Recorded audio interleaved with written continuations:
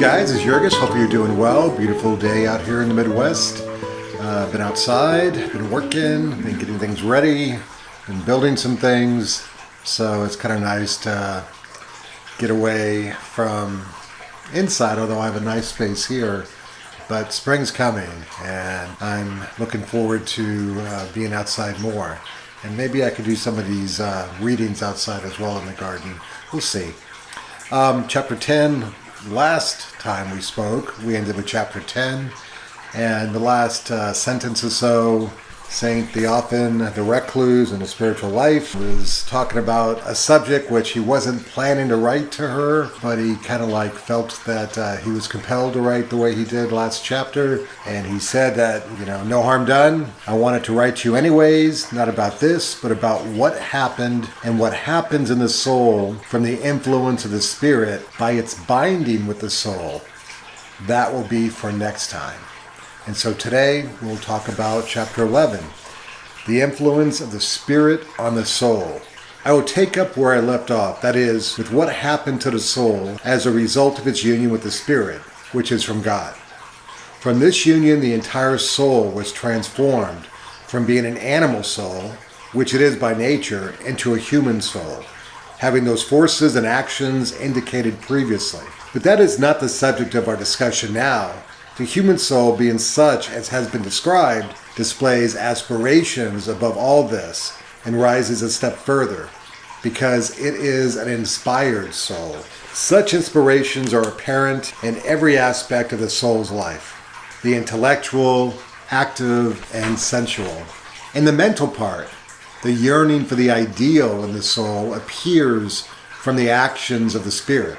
In fact, the entire process of the intellect is guided by experience and observation. From what it learns haphazardly and disconnectedly by this method, the soul forms generalizations, draws conclusions, and thus obtains basic suppositions about a known sphere of things. This would be what it stands on. At the same time, it is never satisfied with this, but strives higher, seeking to define the significance of each sphere, things, and the overall sum of creation. For example, we know what man is from observations of him, generalizations about him, and conclusions we have made. Not being content with this, however, we come up with the question, what is the significance of man in the sum of creation? In trying to discover this, one person decides that man is the head and crown of creation. Another decides that he is the high priest, in a sense that the voices of all creation praises God instinctively, while man raises praises to the Creator above all with rational song. The soul is inclined to generate concepts of this type, both concerning every other type of creature and concerning creation as a whole. So does it generate.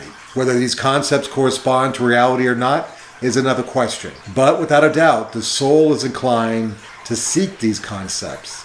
It seeks and generates them. This then is a yearning for the ideal, for the meaning of the thing is its idea. This yearning is universal to everyone, even those who do not place any value on any kind of knowledge other than that from experience. Without noticing it, are unable to refrain from idealizing against their will. They reject ideas with their tongues, but build them in actual fact. They accept conjectures, which are the lowest class of knowledge, but without which we could not have a single domain of knowledge. Metaphysics and true philosophy, which have always been and always will be in the realm of human knowledge, are the ideal manner of viewing things. The spirit which is ever present within us as a significant force, itself contemplating God as creator and providence, also draws a soul into that invisible and boundless realm. Perhaps the spirit by its divine likeness was intended to contemplate all things in God. It would do so if there had been no fall. But nowadays it is necessary for anyone who wishes to contemplate all reality, ideally to proceed from God or from that credo, which is written by God in the Spirit. Thinkers who do not do this, by this very fact, are not philosophers. Not believing the ideas constructed by the soul on the foundation of inspirations of the Spirit, they act unjustly by not believing that this is what makes up the composition of the Spirit. For the one thing is man's work, while the other is God's.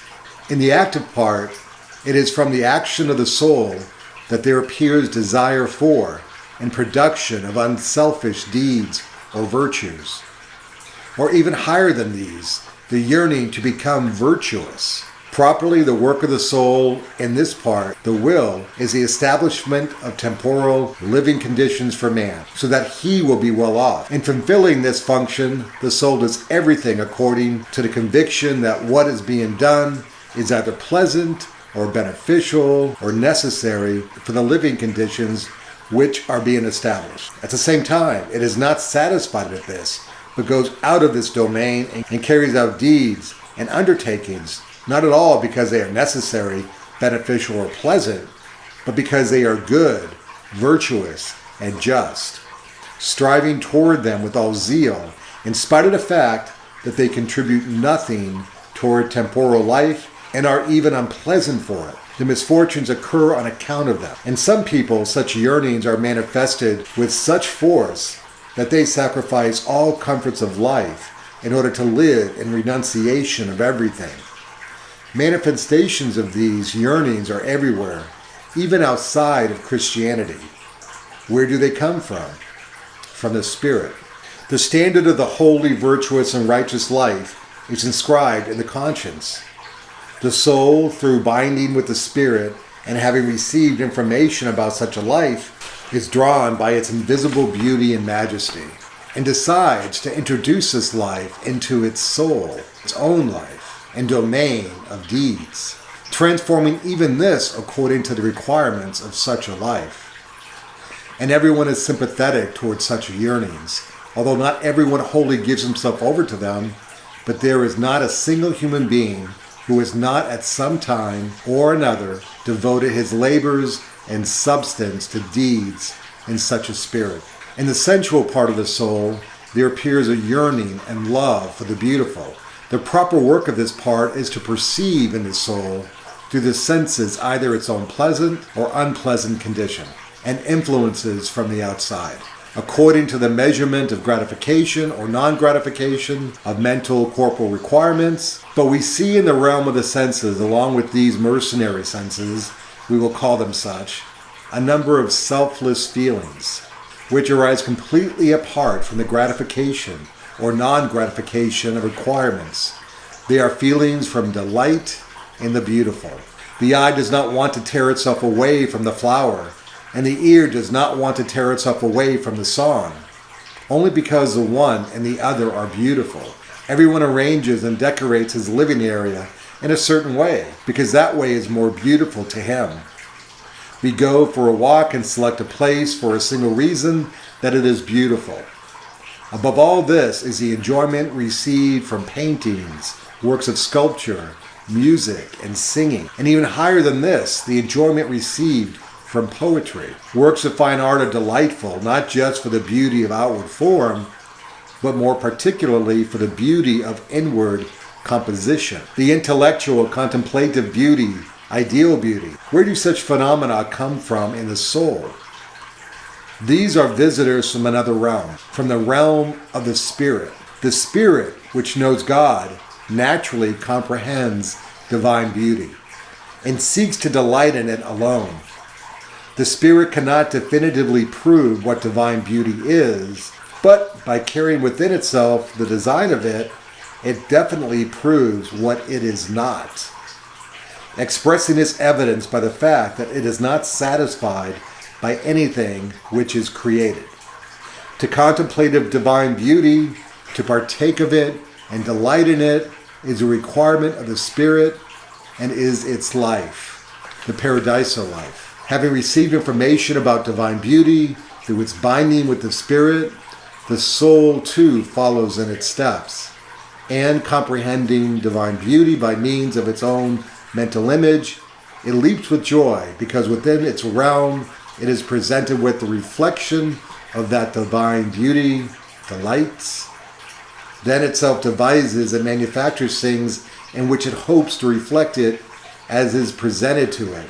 Artists and actors That is where these guests come from, delightful, estranged from everything sensual, elevating the soul up to the spirit and spiritualizing it. I would note that concerning artistic works, I'm including in this class only those works in which divine beauty of invisible divine things serves as the content, and not those works which, although they are beautiful, all the same represent ordinary, mental, corporal life, or those very things which constitute everyday circumstances of that life.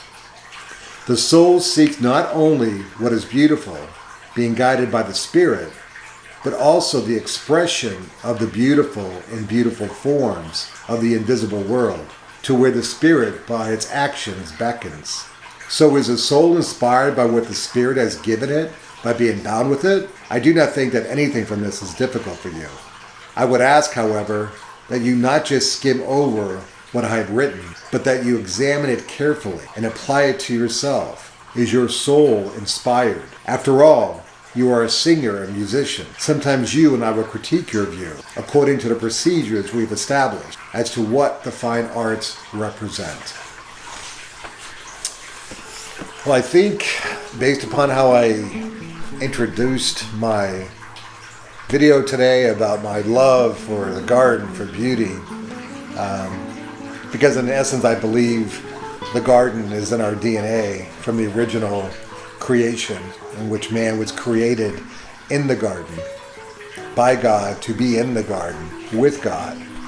So I get such joy out of being in my garden as I pray, I meditate, and as I go back into what I think is in our spiritual DNA.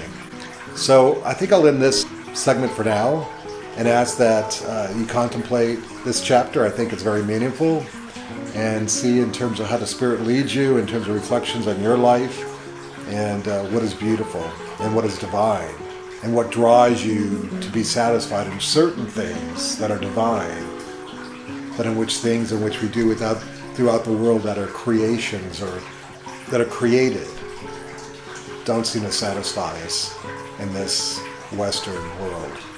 A materialism that can't, in its essence, satisfy truly. So, I think I've set it up on this, and I look forward to talking to you on the next Orthodox Garden.